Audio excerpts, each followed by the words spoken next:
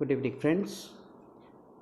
Continuing my talk on Corona series, this is my third video. I am Dr. Bimal Chaya. I'm a practicing cancer anesthesiologist in Ahmedabad. Last video काफ़ी अच्छे response आए थे और काफ़ी सारी precautions की बात वगैरह तो सब हो गई, लेकिन कई सारी रिक्वेस्ट आई और कई सारे क्वेश्चंस जो आए, तो उसमें आज भी एक बहुत बड़ा मसला है। कम्युनिटी में ट्रांसमिशन हो चुका है, फिर भी जो सबसे बड़ा मसला है, जो क्वेश्चंस कंटिन्यूसली पूछे जा रहे हैं, वो टेस्ट के हैं। टेस्ट कौन से है, क्यों है, लंबा टाइम क्यों लगता है, क्यों गवर्नमेंट ज़्यादा टेस्ट नहीं कर पा रही है, एक्यूरेसी के इश्यूज़ है, ऑपरेशन के पहले टेस्ट करने हैं। तो टेस्ट को समझने के पहले मेरे ख्याल से हमें इस वायरस को समझ लेना चाहिए। वायरस होता क्या है? तो वायरस एक ऑर्गेनिज्म है जो शरीर के बाहर या होस्ट के बाहर जिंदा नहीं रह सकता। तो वायरस का जो खुद का कंपोनेंट है उसमें तीन चीज़ें होती हैं। एक तो उसका जेनेटिक मटेरियल होता है जो आइदर डीएनए या आरएनए हो सकता है। उसके सराउंडिंग एक प्रोटीन कैप्सूल होता है और उसके ऊपर सरफेस प्रोटीन्स होते हैं। जो कोरोना वायरस का शेप है वो राउंड है, अंदर उसके आरएनए है और ऊपर उसके स्पाइक्स है, उसको सरफेस प्रोटीन हम बोलेंगे। तो किसी ने पूछा कि भाई वायरस है तो क्यों ना भाई हम वायरस को पिकअप करें, जहाँ से इन्फेक्शन है पिकअप करें और सीधा माइक्रोस्कोप के नीचे रख के देख सकते हैं और डायरेक्टली आइडेंटिफाई कर सकते हैं। लेकिन ऐसा पॉसिबल नहीं है। वायरसेस बहुत छोटे होते हैं और उसको इलेक्ट्रॉन माइक्रोस्कोप से ही देखे जा सकते हैं, और इलेक्ट्रॉन माइक्रोस्कोप रेयर चीज़ होती है। It's not and for mass like thousands और लैक्स ऑफ पीपल को डायग्नोस करने के लिए नहीं यूज़ कर सकते। ये तभी पॉसिबल कर सकते हैं जब पहली बार वायरस आया और आइडेंटिफाई करना ये वायरस क्या चीज़ है, कौन सा वायरस है, मॉर्फोलॉजी के लिए फर्स्ट टाइम यूज़ हो सकता है। तो टेस्ट हम कैसे करेंगे? तो वायरस के कंपोनेंट्स जो है उसको आइडेंटिफाई कर सकते हैं। तो मैं इसको डिवाइड करूँगा लाइक डायरेक्ट टेस्ट और इनडायरेक्ट टेस्ट। डायरेक्ट टेस्ट हो गया जो वायरस का हम जेनेटिक मटेरियल है उसको आइडेंटिफाई कर ले, या उसके सराउंडिंग जो प्रोटीन है उसको आइडेंटिफाई कर ले। और इनडायरेक्ट टेस्ट का मतलब है कि हमारा बॉडी जो है जब वायरस एंटर करेगा उसको रिस्पॉन्ड करेगा, उसको इम्यूनिटी से एंटीबॉडीज़ बनाएगा। तो एंटीबॉडी होता है, स्पेसिफिक होता है, एक वायरस के लिए एक एंटीबॉडी होता है, तो उस एंटीबॉडीज़ को हम आइडेंटिफाई कर सकते हैं। इनडायरेक्ट टेस्ट हो गया। तो हम बारी बारी से आते हैं। तो डायरेक्ट टेस्ट में जो पहला टेस्ट आता है वो RT-PCR, बहुत फेमस टेस्ट है, आप लोग ने सबने इसका नाम बहुत चर्चित है, बहुत सुना होगा।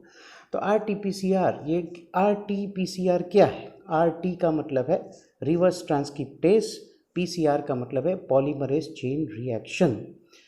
तो मसला क्या है? लोग मेन कंप्लेन है बहुत टाइम लगता है, बहुत देर लगती है। क्यों लगती है? तो भाई ये जो PCR है वो टेस्ट पहले बनाया गया था DNA के लिए, बैक्टीरिया का DNA आइडेंटिफाई करने के लिए। बेसिकली क्या होता है, आप जेनेटिक मटेरियल ले, उसको कई कॉपीज़ बनाएं, एम्पलीफाई करें मशीन द्वारा, और इतनी सारी कॉपी बन जाए, मिलियंस ऑफ बिलियंस, तब उसको आप आइडेंटिफाई कर सकते हैं एक स्पेसिफिक मार्कर के द्वारा। प्रॉब्लम विद कोरोना वायरस है कि ये RNA वायरस है। तो RNA वायरस के चक्कर में ये होता है कि आपको PCR यूज़ करने के लिए RNA को पहले ट्रांसक्रिप्ट करके by the enzyme reverse transcriptase उसको चेंज करना पड़ेगा DNA में, और फिर DNA की कॉपीज़ बनेगी जो आप आइडेंटिफाई कर सकते हैं।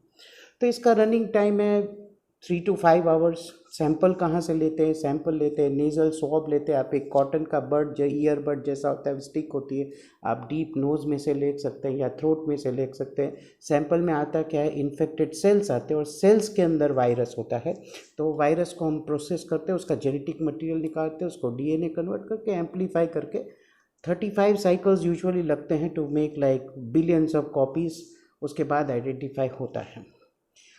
तो 3 to 5 आवर्स के बाद जब बिलियंस ऑफ कॉपीज़ होता है, मान लो किसी का ऐसे हुआ कि भाई 2 घंटे में ही पता टेस्ट पॉजिटिव आ गया, इसका मतलब क्या है कि उसका वायरल लोड ही इतना ज़्यादा था कि इतने जल्दी इतने बिलियंस ऑफ कॉपीज़ बन गए। या किसी का ज़्यादा लग गया 6 घंटा, तो इसका मतलब ये होगा कि उसमें बहुत ही कम वायरल लोड था, तो उसको बहुत ज़्यादा देर लगी इतने कॉपीज़ बनाने के लिए। इस टेस्ट का सेंसिटिविटी क्या है? तो 67% सेंसिटिविटी है। इसका मतलब अगर पॉजिटिव आता है तो 67% चांस है कि आप पॉजिटिव हो, आपको रियल कोरोना वायरस है। लेकिन मान लो 33% जो नेगेटिव आया और आपको सिम्टम है, तो ये नहीं बताता कि आपको कोरोना वायरस नहीं है। तो ये इसका ड्रॉबैक है। ये टेस्ट कॉस्टली भी है और ये टेस्ट आपकी इम्यूनिटी लेवल को जरा भी नहीं बताता। It does not show you how immune you are to the corona virus और द कोविड-19 डिजीज़। दूसरा जो टेस्ट आया है डायरेक्ट टेस्ट में एंटीजन टेस्ट, जो आजकल रिसेंटली अप्रूव किया गया है गवर्नमेंट द्वारा, बहुत ही चर्चित है और कई दिनों से इसकी मांग चल रही थी अप्रूवल की। इस एंटीजन यानी क्या है, जो वायरस के सराउंडिंग जो प्रोटीन से, जो कोरोना वायरस स्पाइक से सरफेस प्रोटीन, तो सरफेस प्रोटीन को हम एंटीजन बोलेंगे। तो क्यों ना वो एंटीजन को आइडेंटिफाई करके टेस्ट किया जाए। तो इसमें यह है कि भाई वायरस का सैंपल उसी तरह से स्वॉब लेते हैं, उसको केमिकल में डालते हैं, तो जो वायरस है वो स्प्लिट हो जाता है कई कंपोनेंट्स में, और ये जो सॉल्यूशन है उसको एक प्री कोटेड प्लेट होता है। प्री कोटेड प्लेट में वही एंटीजन के एंटीबॉडीज़ होते हैं, तो जैसे ही वो सॉल्यूशन को आप वहाँ डालोगे तो फिर वो जो है उसमें एक मार्कर होता है और वो एंटीजन उस एंटीबॉडी से रिएक्ट करेगा और मार्कर रिएक्ट करेगा और वो रिजल्ट आपको पॉजिटिव दिखाई देगा। तो इसकी सेंसिटिविटी है 50 to 80% of the times. If it is positive then you have chance of getting कोविड-19। मगर अगर ये नेगेटिव आता है तो आपको इसको, और आपको सिम्टम है तो आपको कंफर्म करना पड़ेगा बाय RT-PCR अगेन। इसका सबसे बड़ा फ़ायदा है ये सिर्फ 15 to 20 मिनट्स में ये रिज़ल्ट आ जाता है। इसको आउट पेशेंट यानी डॉक्टर की क्लिनिक में ही करना चाहिए, इस सैंपल को आप ट्रांसपोर्ट नहीं कर सकते। तो ये मास टेस्टिंग के लिए बहुत ही अच्छा टेस्ट साबित होने वाला है। आपको थाउजेंड्स ऑफ पीपल का टेस्ट करना है, पॉपुलेशन को स्क्रीन करना है, तो ये टेस्ट OPD में डॉक्टर बैठे बैठे वहाँ टेस्ट कर सकता है। इसके लिए बहुत ही फेमस होने वाला है। प्री ऑपरेटिव केसेस को टेस्ट करना है, बहुत ही पॉजिटिव यानी इसका ये आने वाला है। और ये हो सकता है कि ये काफ़ी सस्ता हो कंपेयर टू RT-PCR। जो थर्ड टेस्ट है, जो इनडायरेक्ट टेस्ट, एंटीबॉडी टेस्ट, इसको मैं ये बोलूँगा कि आप उल्टा समझ लो। जैसे पहले हमने एंटीजन को डाला एंटीबॉडी के ऊपर, इसमें उल्टा है।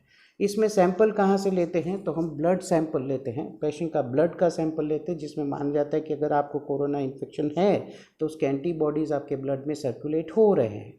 तो अब जो प्री कोटेड प्लेट है उसमें एंटीजन यानी वायरस के प्रोटीन है, और जैसे ही आप ब्लड यानी वो किट्स आते हैं उसमें आप डालोगे तो वो उसके साथ रिएक्ट करेगा और आपको रिजल्ट देगा। इसकी एक्यूरेसी कई कंपनियां क्लेम करती है कि भाई 90%, 99%, कई लोग कंपनी करती है ये भी 15-20 मिनट में रिजल्ट आपको दे सकता है, जो किट्स वाले जो है वो टेस्ट।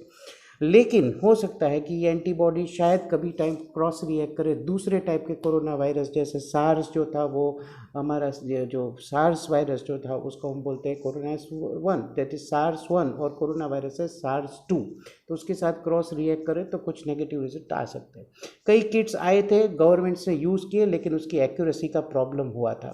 ये टेस्ट कहाँ यूज़ कर सकते हैं, ये टेस्ट प्रिविलेंस मेजर करने में कर सकते हैं। प्रिविलेंस यानी कम्युनिटी में वायरस इन्फेक्शन कितना हो चुका है, ये बता रहा है कि आपको पास्ट इन्फेक्शन हो चुका है, इसके लिए ये टेस्ट हम यूज़ कर सकते हैं। तो ये प्रिविलेंस मेजर करने के, लेकिन ये ऐसा नहीं बताता कि भाई आपका इन्फेक्शन कितने लंबे समय तक, इम्यूनिटी कितने लंबे समय तक चलने वाली है, ये टेस्ट जरा भी नहीं बताता। तो ये इसकी ड्रॉबैक है। एक फ्रेंड का फ़ोन आया था, उन्होंने बोला कि भाई मेरे को ये हो रहा है, मेरे सांस की तकलीफ़ हो रही है, तो क्या मैं CT स्कैन करवा लूँ। तो CT स्कैन का क्या चक्कर, तो ये एक और टेस्ट आ गया। तो ये हुआ था कि जैसे RT-PCR 67% सेंसिटिव है, तो कई पेशेंट्स ऐसे आए कि जिनको फीवर नहीं है, कॉफ नहीं है, कोई सिम्टम नहीं है, लेकिन उनका जब CT स्कैन किया गया तो उनको बायोलेटरल निमोनिया के चेंजेस ऑलरेडी थे। तो कई एसिम्प्टोमेटिक पेशेंट थे जिनका RT-PCR नेगेटिव आया, या फिर भी उनके चेस्ट में जो है चेंजेस आ चुके थे। तो आजकल ये माना जा रहा है कि, और ये है प्रूव कि CT स्कैन के जो चेंजेस है वो 97% सेंसिटिव है। मीन्स आपको अगर कोई सिम्टम नहीं है लेकिन आपका CT स्कैन पॉजिटिव आ गया, हाई रेजोल्यूशन CT स्कैन, तो आपको कोरोना वायरस है। तो CT scan is the highest sensitive test at present, followed by RT-PCR and equally followed by antigen test. So that's about the tests of the coronavirus.